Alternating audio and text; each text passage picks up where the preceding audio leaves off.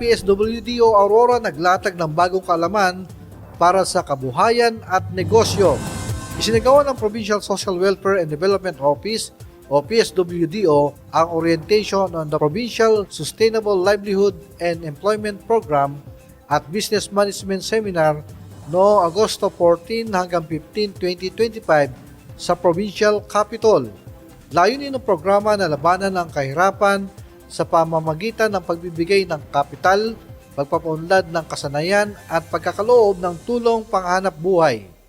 Dumalo rito ang 337 na benepisyaryo mula sa iba't ibang bayan ng Aurora.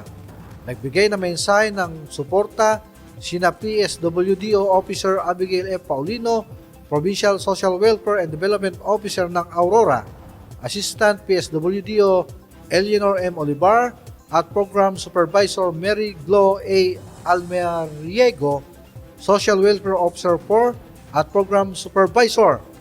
Tinalakay naman nina Shalom Dadero, Social Welfare Officer 2 at Program Focal Person, at Marilu J. Sindak, Planning Officer 4 ng PSLSEP, Business Management, Marketing at Bookkeeping.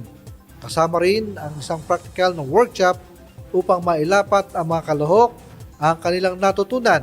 Sa pamamagitan nito, pinagtibay ng pamahalang panalawigin ng Aurora ang pangako nitong palakasin ng kabuhayan at bigyang lakas ang mga mamamayan tungo sa mas maunlad at matatag na komunidad.